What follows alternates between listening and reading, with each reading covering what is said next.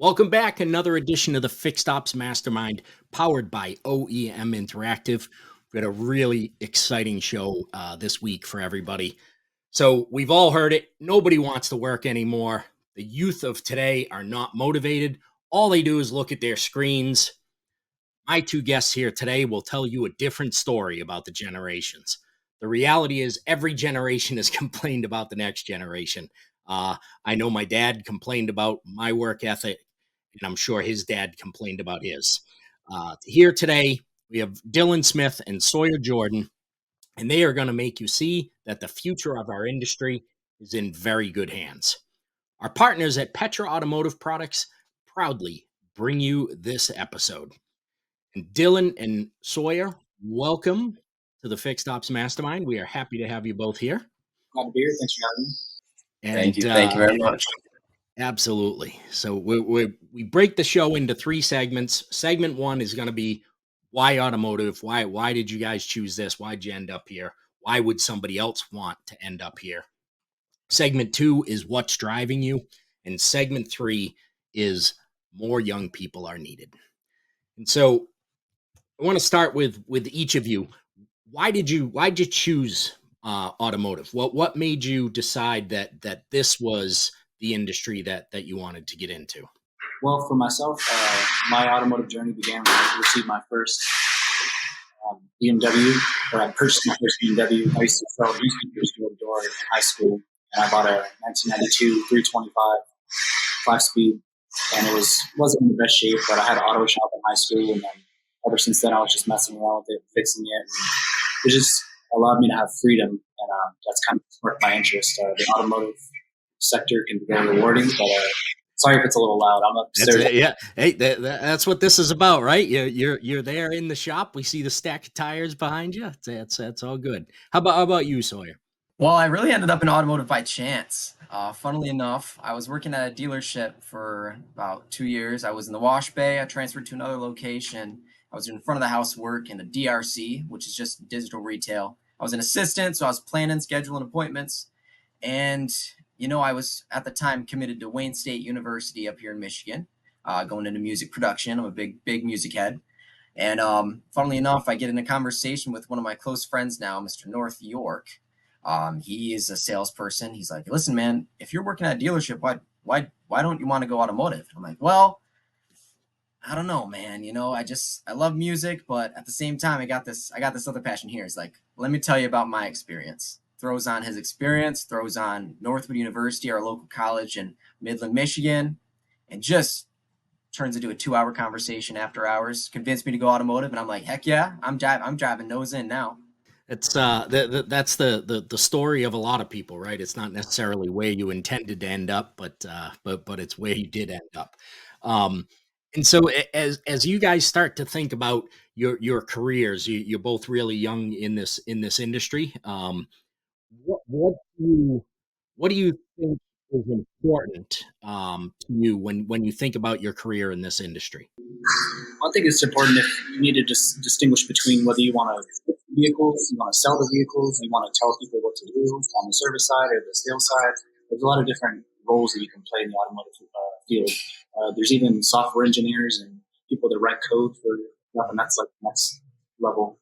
But if you want to get in the automotive field, just have a passion for it and know what brand you're interested in. The way I like to see it, if you needed heart surgery, you wouldn't go to a brain surgeon. So you have to have a specialty. My specialty is BMW. I don't think I anything but BMW, and that's just my passion. So if you're really interested in a certain brand, I would recommend going with them, and you'll be more than happy. I can't agree more, Dylan. No, automotive, and the thing that I love the most about it is that it's such a broad industry at times, and there is just so many different directions you can take, whether it's front of the house, back of the house, whether it's a controller, dealer owner, dealer partner, anything. There's just so much that goes into it. And another thing I love a lot about it is that it's ever changing as well. So the people that are in the automotive industry have to be willing to accept this change, have to be willing to roll with the punches, and just keep growing, man. Yeah, it definitely is ever changing. I can tell you that I started in this industry in 1987, and it is vastly different than it was back then. Although I'll also tell you There's still customers bringing cars in that are not always happy that their cars are broken. There's still customers bringing cars in, right? That has not changed. And as much as there's talk of the industry changing, the types of cars, all that kind of stuff. The cars that we know aren't going anywhere for a long time, and are going to need people to fix them. And as you alluded to, Dylan, there's another layer to that, right? We're here in the dealership side of it, but there's another layer to that of the people who are actually programming the computers in the cars. There's people who are designing the parts that have to go on to each car. There's a really a massive opportunity within automotive that extends far past the dealerships themselves. So there's been a lot of talk in probably the last 10 years or so, right, about passion and purpose. And if you do what you're passionate about, then you'll have a purpose. I think the two are separate. I think you can have a passion for something, and I think you can have something that is your purpose in the world. Um, how do you guys find purpose within what you're doing in automotive? Well, I'd say it's pretty simple for salesperson in front of the house to have an answer to this, because I mean, I love putting dreams in driveways. That's my biggest thing, is I love seeing the people happy. I love building those relationships, making those relationships, and just satisfying a customer, meeting them where they want to be met. It is just my driving factor and my purpose in this industry is every day, every morning I wake up and I go to work, I change a life.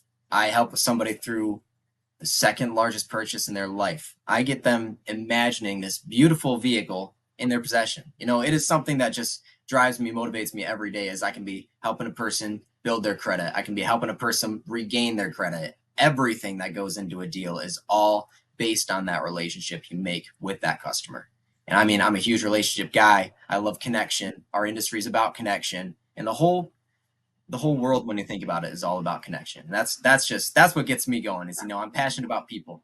That's awesome. I mean, we work hand in hand. You sell people the second most expensive purchase in their life, and I service it, because you're not going to purchase a $200,000 or two Jim Bob's down the street. You want to take it to somebody who knows what they're doing, and because there's not a camera watching you. And in this industry, there's a lot of people who are working unethically just because there's no one watching them. If I break something, I'm just going to shove it to the side. No one's ever going to know. They're never going to open the hood. But my purpose is I just take extreme pride in working on these vehicles, and people put their families in their vehicles. And if you don't tighten up the lug nuts and a wheel falls off, it can result in catastrophic consequences. So I really take that part seriously. Yeah, it's for both of those. I hear taking care of people's families, right? From you, Sawyer, on selling a customer the right car to take care of their family, and on your side, Dylan, it's making sure they still have that car to either get their family on vacation, get their family to school, get themselves to their jobs so they can earn money to take care of their families. There's you can look at the dealership world in a narrow perspective, or you can look at it as in a much greater perspective on what we actually have impact in people's lives in what we're doing here. um, love those answers. When you guys chose automotive as your career, Sawyer, you started in the fixed side of the house and moved to sales, and now you're doing some digital retailing stuff and things. Um, and Dylan, you've always been on the fixed side. I was always on the fixed side. What is it that actually drove you to that? Dylan, have you always been interested in fixing things? I'll tell you, and I've been pretty open about this. I was not a good tech. Like, that's how I started in this business, but I was not good at it. And after a few years, Ford asked me not to work on their cars anymore. So but as a kid, I was always taking things apart.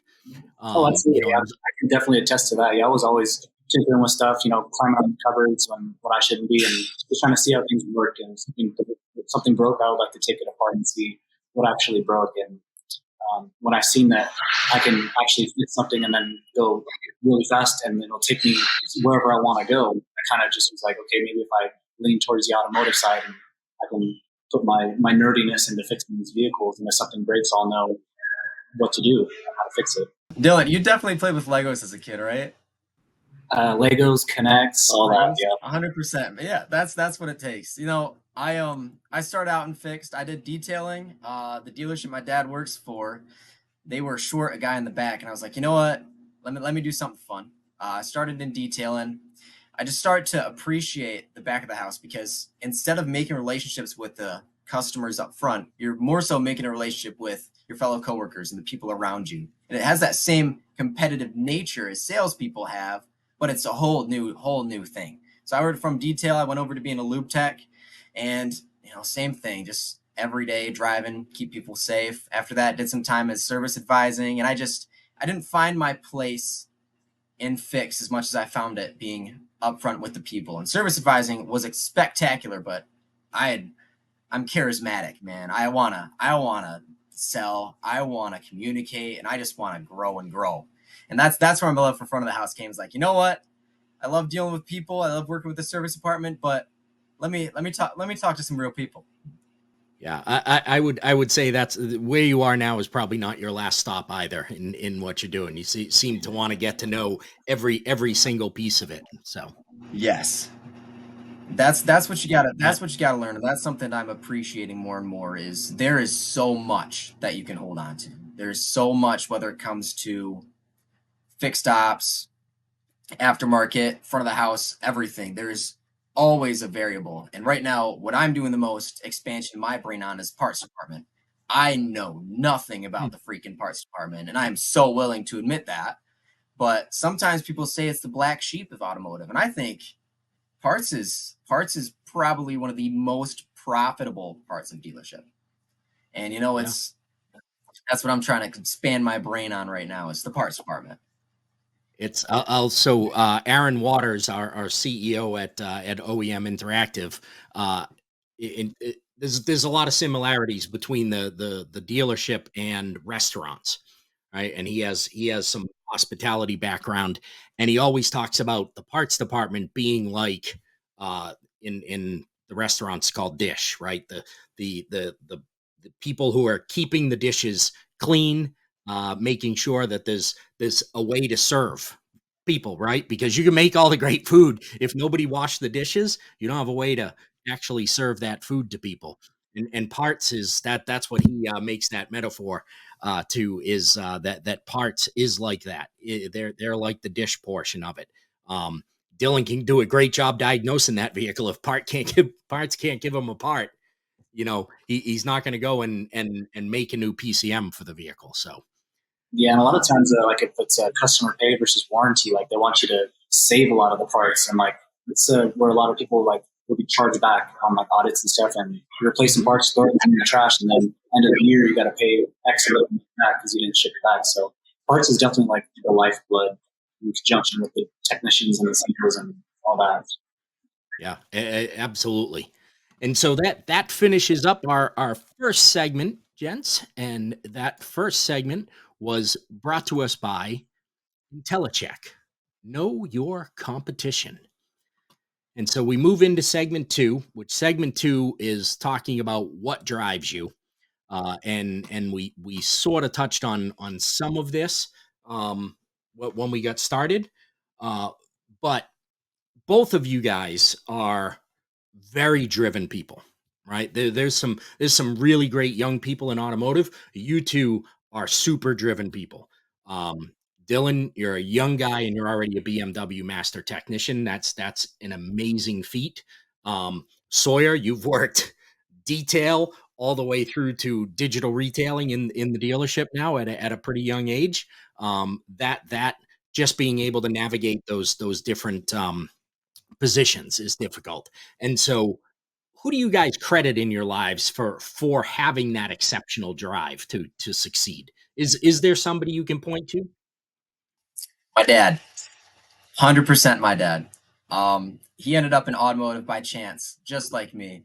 Um, my oldest brother was born while my mom was still in college, so dad clicked. I need to provide.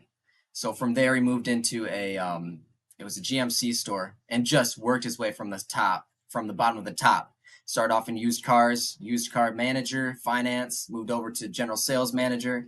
He just he is where I get my drive from. he is where I get that, okay, if I work hard enough, I can get there. And another thing I get from him is my just sheer ambition. And I want the world. And I understand that you got to take certain steps along the way to get there.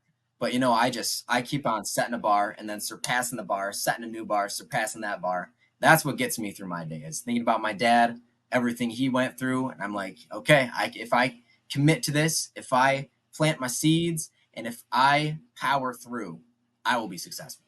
And that's 100% it. Right. Totally agree with that, man. Yeah, my parents, I couldn't be where I'm at without them and my family, but I get bored really quick. Like once I master something, I like to move on to the next thing. And obviously, in the BMW world, we have really cheap cars. They're not cheap, but like lower end and higher end. And I find myself liking the higher end vehicles and like the racing on like Turner Motorsports and the GT4s and the GT3s and people like Steve Dinan. He's one of the most world famous BMW tuners. He has a new company now called Autobahn. But I strive to progress. Like I don't want to be doing maintenance for the rest of my life. Wrenching on cars, I want to progress. And like you said, you want the world. And I'm just constantly looking for ways to better myself and seeing how other people have done it in my industry. I kind of gives me motivation to work harder, and I read a lot too, so get a lot of motivation from books. Yeah. I get a lot of my drive from the people that I'm around every day. And Absolutely. whether it's our general manager, a fellow salesperson, a sales manager, desk man, anything, I feed off of their passion for this industry and I feed off of their knowledge and I just see what they're doing now. And I want to learn their process. I want to learn how do they do it? Why do they do it that way? What sets it apart from the other person's way of doing things? And it is 100%. I get my drive from the people around me. Yeah, I came from a dealership that had 3 technicians and about 4 other people on staff, and now we have like 20 technicians, and I don't even know everybody here. I've only been here since May, but like your word and your name is bond in this industry. Like if you make connections with people, if you're a sales department or a technician, people are going to come back and say, "Hey, I want Dylan to work on my car. Hey, I want Sawyer because I want to get a new car and I don't want to talk to anybody else." And your reputation is very important in what you do. Your network is your net worth. There you go. That's the saying. Absolutely. Network is your net worth. And another quote that stuck with me is, your repetition is your reputation. Repetition is reputation. And that is 100%. You just grind every day, keep doing what you do, and boom, you're going to be seen as a known, liked, and trusted person. Who do people want to buy from? People they know, like, and trust. Dealers they know, Absolutely. like, and trust. Dealers that involve that community. It's just so much goes into it. And I love it. Yeah, it's absolutely some great quotes right there. You want to become somebody's car guy or car girl, right? When they think of something they need to know about a car or a problem they have with a car, you want them thinking, "Oh, I need a car. I got to call Sawyer. I got a problem with my car. I'm going to call Dylan." Right? Or when they're calling the dealership to get their car serviced, that they're like, "I need to make an appointment. I want it on Thursday, and I want Dylan to work on my car." Well, Dylan's off on Thursday. Well, then give me a different appointment because I'm not bringing my car in with anybody else, right? That's what you want to become. When you talk to people in life, you ask them, "Hey, I got a leaky sink in my house," and they go, "Oh, hey, I got a plumber for that," right? Rarely does somebody say, when you say you have a problem with a car, does somebody go, "Oh, hey, I have a person for that for you to call." Right? And that's where you want to get to be. You want to be that person's car guy or car girl. Well, it's gotten to the point I have to take this off when I get off work. I can't even walk through Target without people asking me a bunch of questions. When you work on BMWs, let me just take this off before I go in. Absolutely. I remember those days well. I spent almost 10 years at a Ford dealer as an advisor and manager. And you would try to go to the grocery store after work. And it was, if they didn't see your name, they saw the name of the dealership and somebody had questions, and it was the same thing. Yeah. You had to go in disguise. A little harder for you to disguise yourself, Dylan, than I can. hard to hide that head of hair. I can put a hat on with a wig hanging out and be someone different. I could stuff it up in the hat, I'm sure. All right. So this week we've got a stat of the week. And the stat of the week is brought to you by Parts Edge, your power tool for your parts department. It's estimated that less than 35% of people employed in a dealership have a college education. Um, and I love that stat because one of the great things about automotive is you can get into it with zero education and still climb to the highest levels of the dealership world. Sawyer, when we talked on the phone, I think I may have told you this story. I worked at a group, 6 store group, and it was owned by a guy who used to be a former technician at one of those stores, and ended up buying the 6 store group.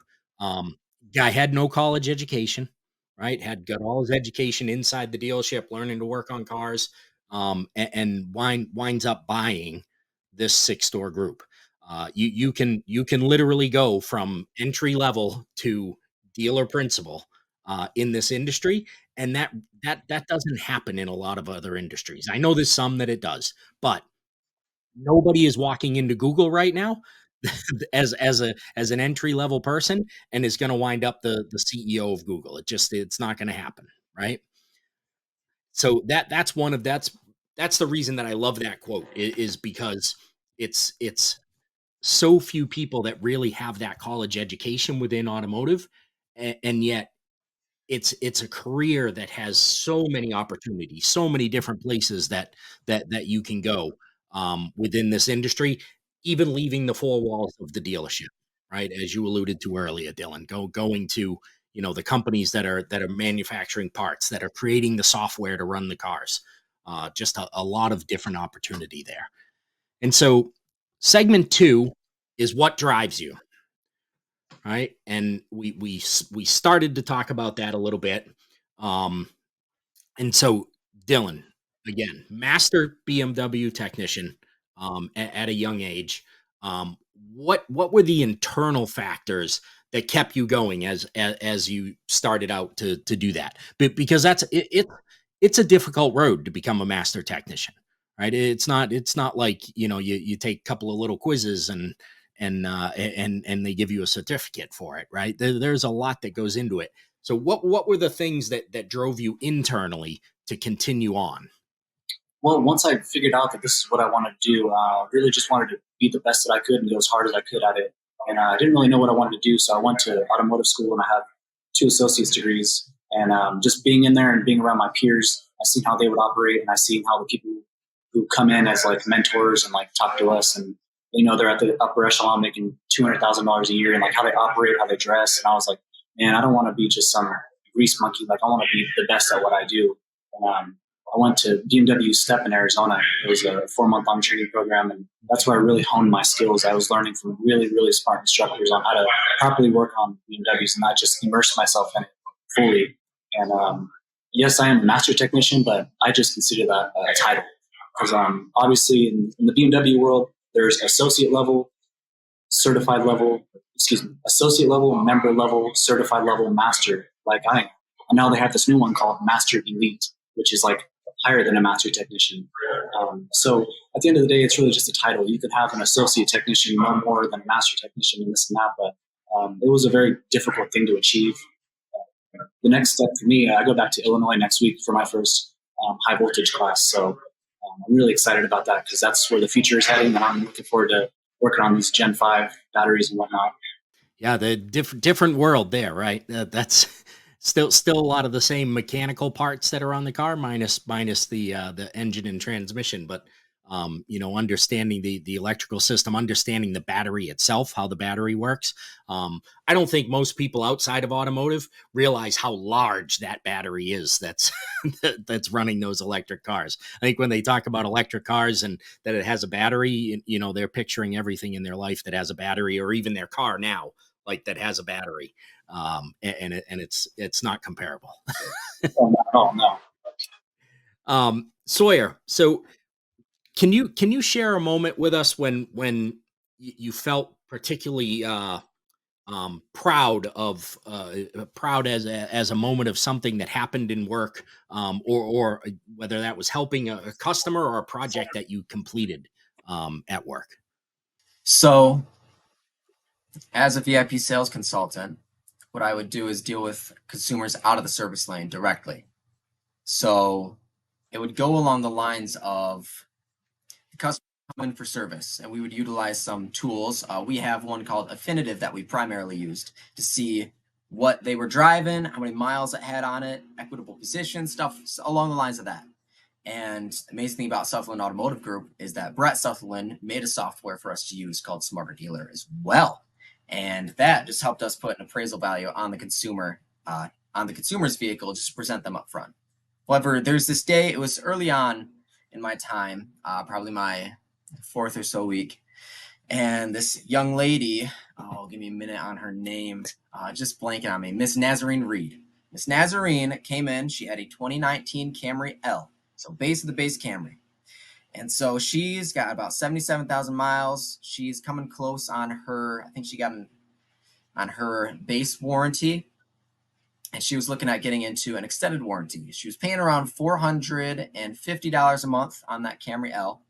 And she was looking for, walked into my desk just by chance, like, hey, do you know how I can get an extended warranty on my vehicle? I said, yeah, let me go talk to my finance guy about it. Asked her name, asked her about her vehicle, just some background information I needed, saw what she was paying then, went back to talk to my finance guy. I'm like, hey, I can't remember. Hey, Gary. So this lady named Miss Nazarene wants to get on a new extended warranty for her vehicle. It's approaching 100,000 miles. What's that going to look like? I said, well, it's probably going to bump her around $50 to $60 more a month. I said, okay, that's breaking 500 a month on a 2019 Camry L with around 77,000 miles.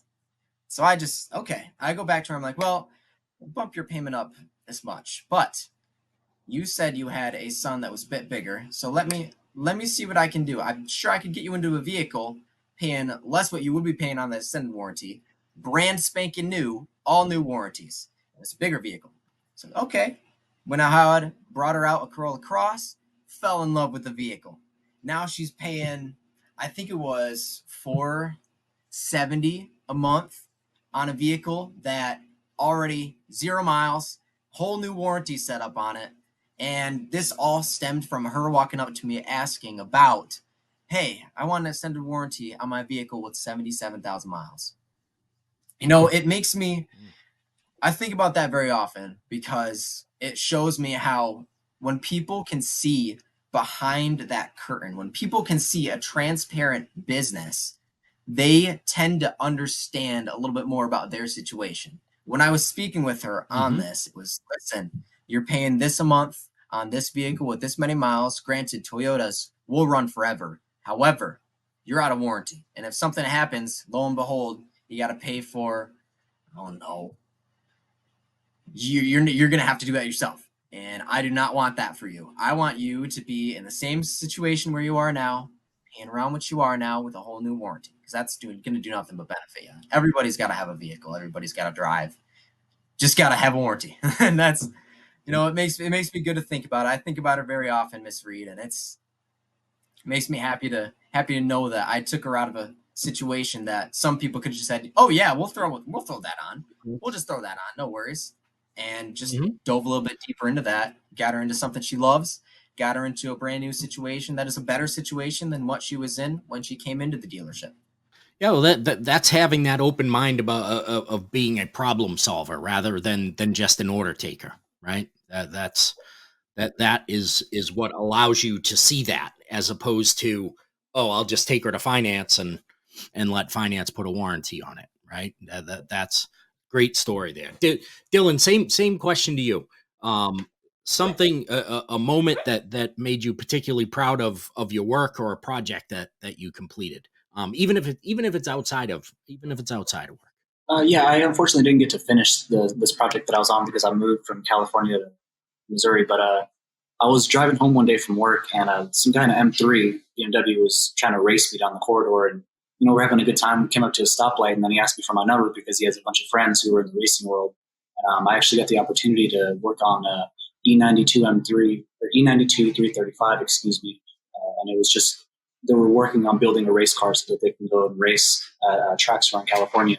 And I really helped them put it back together. Like, We had plexiglass windows, carbon fiber trunk, carbon fiber wings, the whole 10 yards. And they had all the parts, but they didn't know how to put it on. So this guy kind of purchased the vehicle off of Craigslist, and he kind of just bought all the parts, and then he didn't have anybody to put it together, so it was just sitting in the shop.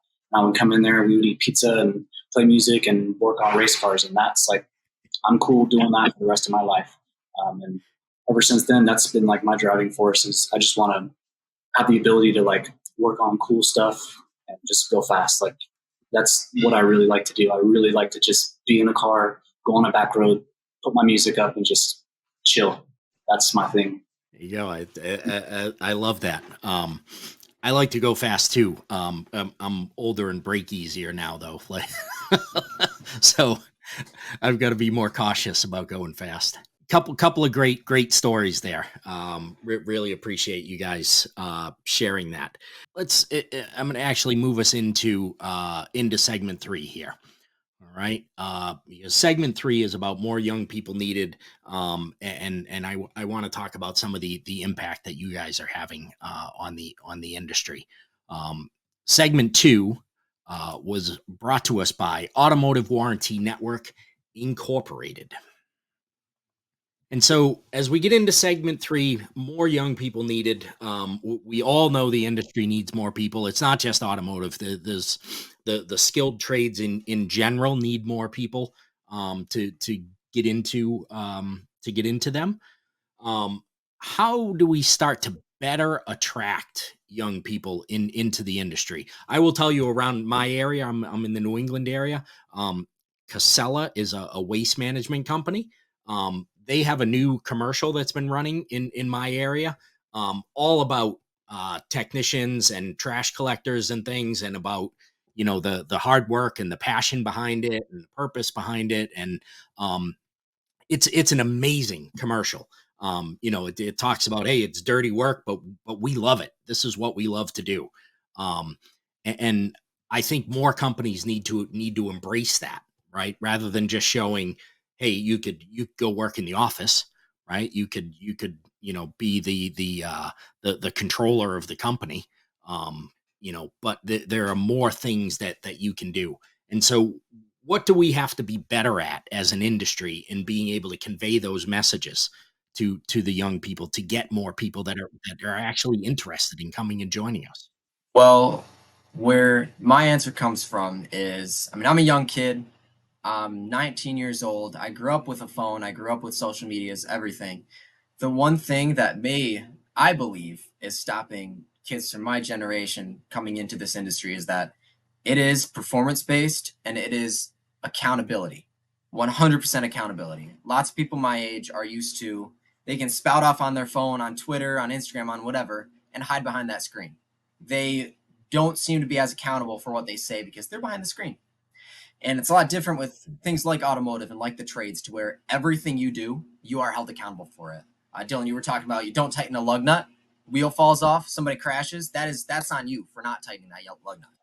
It is 100% reliability on your ambition. It is reliability on your accountability to your own actions and your own work ethic. And now, ways to attract young people my age is, one, Dylan showed the money sign. Money is a huge thing. Definitely is. Can't agree more. You promise these kids. Let me rephrase. So when you're trying to gauge an interest of a kid my age, you have to show them their potential on, listen, if you work hard and if you do this, you can be in this position. And oftentimes money's a motivator, right? I don't entirely believe money is my motivation for automotive. Of course, automotive money will come, but you have to be willing to address your plans for a person to the way that they want their future to look. I'm big on people. I want to be a connector. So my managers and the people that want me is, listen, Sawyer, you can be connected with this community in this way. And 100% money will come, but it is all around. You base this experience in this industry around what the young person my age wants. A lot of the times it is money. A lot of the times it is connection. A lot of the times it's just freaking getting a car and flooring it down a back road. I mean, hell, I want an M4. I want an M4. I need an M4. And I know down in automotive, I can get an M4. But I have to work my way up to that. And it is all just setting those expectations of, listen, if you do this well, and if you do this well, then you can be here. You can be a master tech. You can be a general manager. You can be a dealer principal. As long as you set that foundation for yourself, as long as you hold yourself accountable, you can drive that M4. You can drive that Aston. You can drive anything. Just work. Just put your brain to it. Find something that motivates you. Let me find what motivates you, and let me give you the opportunity to seize that. It is all around managers knowing their staff, knowing these young people coming in, and knowing what motivates them specifically. We're all different. Kids my age, we're all different. Money, we all want a shiny new car. We all want to be connected. We all want the world. And you have to, as a manager or as a recruiter, you have to understand what motivates that individual person and show them a way that they will be able to take this and seize this opportunity, and it will get them to where they want to be, doing it how they want to do it. Love that. Totally agree with that. The main things that I see we can use to attract younger people into our field is, number one, increase the compensation, because we are doing things that are very technically challenging and you have to wear multiple hats. A lot of people can't fix a lot of these cars. So there's what we call a parts changer or a shotgunner, where you kind of just say, I think it's that, I'm going to shotgun it. Comes back, now you have to actually become a diagnostician. And that requires reading and studying, and all that takes time. And nobody wants to spend $15 an hour, all of these different hats. And also the working environment and the culture. You want to be respected where you're at, and you want to have a continuous path to becoming a better version of yourself, as well as a better version of a technician. So if you want to go to training to learn about the newer systems on these vehicles, to become able to work on these cars, because you won't even be able to touch an electric car unless you're certified on it, because there's the hazard of death, and that's a huge liability. But you want to make sure that that is conveyed. Like a lot of times when I had little fairs at my college, these dealerships would come in with their tents, and they would kind of say, oh, this is why you need to come with us. And they would have little coffee mugs and this and that. And then when it gets down to compensation, it's like, oh, we pay this much an hour, this much flat rate. And hourly versus flat rate is very different. Warranty versus customer pay is very different. People, it's kind of like a stigma. People think that we're just turning wrenches, getting greasy and stuff like that. But no, like we're actually doing things that like an electrical engineer would do. And it's very challenging, but also very rewarding. And it's very far and few in between where you see people making 6 figures plus a year, but it's very possible. But I don't think that's really known throughout the entire automotive community. Like for the younger generation trying to get into this field, everybody wants to go and be famous on TikTok or YouTube or in the medical field. But I consider myself a doctor of automotive, doctor of Beamers, because it requires a lot of studying and a lot of staying up on your skills. There's a clear pathway to success in this field, but it's not really conveyed to the younger generation. They're just seeing them in their dirty work clothes, and that's it. Flat rate as a whole is spectacular. I love flat rate because flat rate is that accountability, and you have the ability to make 6 figures if you just sit and do the work. And a fun story that I know is about a guy I used to work with in detail at the store. He was working a flat rate. He was a good worker, turned a lot of hours, but he wanted this hourly position, and they were offering $20 an hour, something like that. And he was making $18 a labor hour.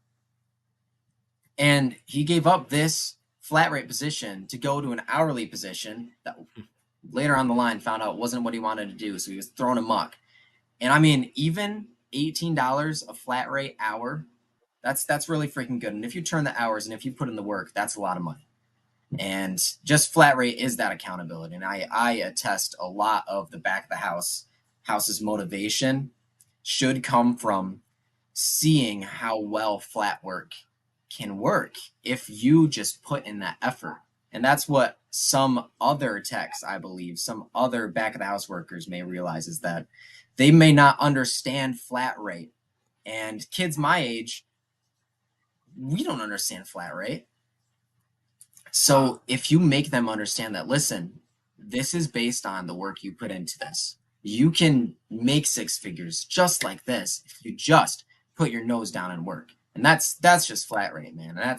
I love hearing about that. Yeah, and so on the other side of that, Sawyer, and you talked about the guy leaving the $18 an hour flat rate to go do 20 an hour as hourly, right?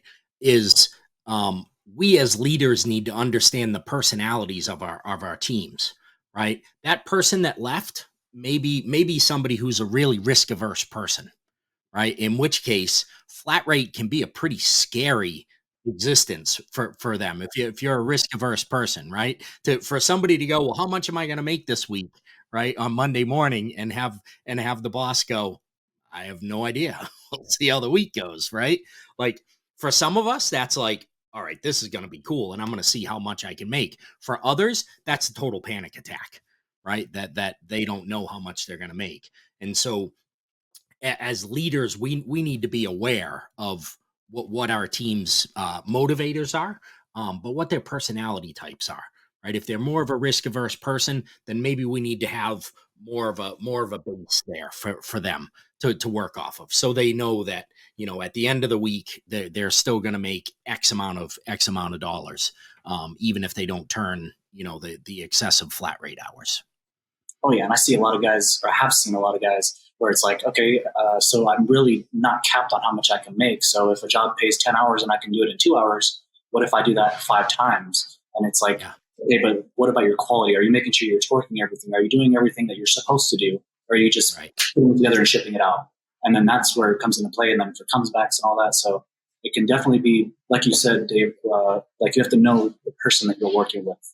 Yeah, and that person may not be doing that out for any nefarious reason, right? Of shortcutting things. They may be doing it just because they're scared, and they need money at the end of the week to pay their rent, to buy food, whatever it is, right? And so they take those shortcuts because they're there trying to just provide for themselves, for a family, whatever it may be, and that's why understanding the personalities is so important.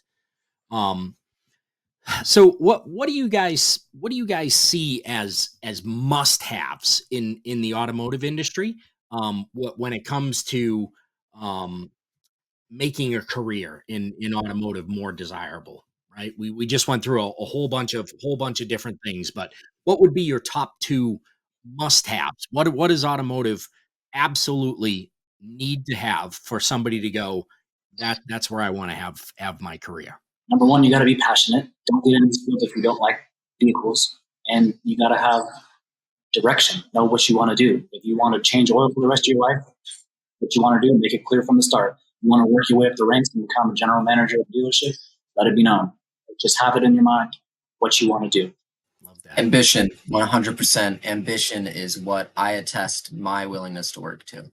It is the ability to know that if I work hard enough, this will come back and reward me. And this will not only reward me, but it'll reward the community. And automotive, you have to plant your foundation.